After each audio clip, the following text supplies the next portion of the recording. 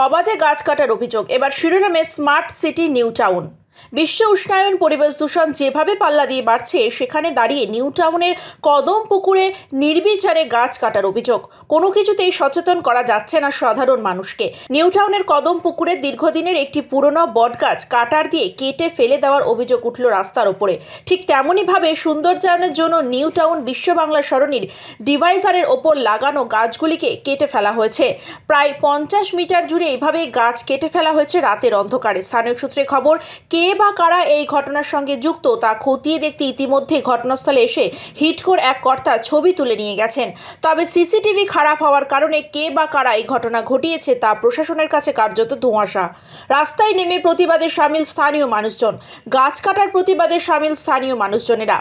গাছ কাটার ঘটনার সঠিক তদন্তের দাবি করেছেন তারা। ইতিমধ্যেই এলাকায় লোকজনেরা ইকো পার্ক থানায় অভিযোগ করেন। তড়িঘড়ি ইকো পার্ক থানা থেকে একটি পুলিশের গাড়ি আসে এবং পুলিশের যারা কর্মী তারা এলাকার ছবি মোবাইলে তুলে নিয়ে যান। কে বা কারা রাতের অন্ধকারে এই ঘটনা ঘটিয়েছে তার বিরুদ্ধে পুলিশ ইতিমধ্যেই তদন্ত করতে শুরু করেছে। এলাকার বাসিন্দাদের দাবি, রাতের অন্ধকারে কে বা কারা এসে গাছ কাটার মেশিন দিয়ে এই গাছগুলি কেটে দিয়ে যায়। এই রাস্তার দুপাশে যে ব্যারিকেডে গাছগুলো লাগানো হয়েছিল সেই সমস্ত গাছও কেটে দেওয়া হয়েছে। এর সঠিক তদন্তের দাবি করছে এলাকার মানুষজন। আপনাদের অভিযোগটা কি?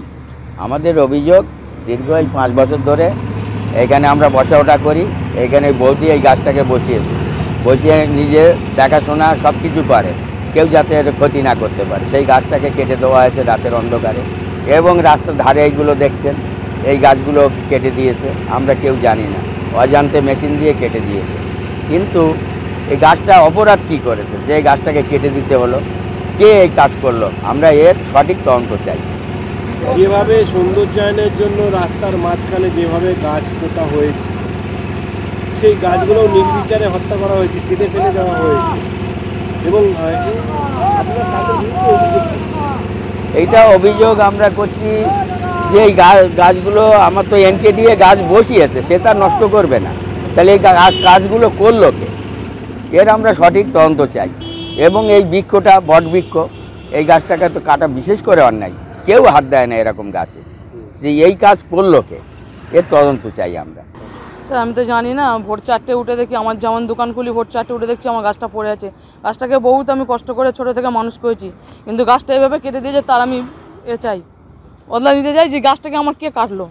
অনেক ছোটো থেকে ওকে মানুষ করেছি, একটা সন্তান মানুষ করা মানে স্যার একটা গাছ মানুষ করা, কিন্তু গাছটাকে এইভাবে ক্ষতি করা উচিত হয়নি।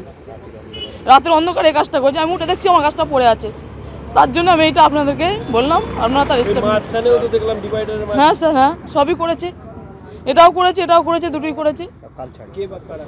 কে করেছে আমি কিভাবে বলবো স্যার, আমি তো কাউকে দেখিনি, আমি উঠে দেখছি যে আমার গাছটা পড়ে আছে। এখানে তো সিসিটিভি আছে। সিসিটিভি আছে, আমি জানিয়েছি, ওরা বলছে সিসিটিভি অন নেই।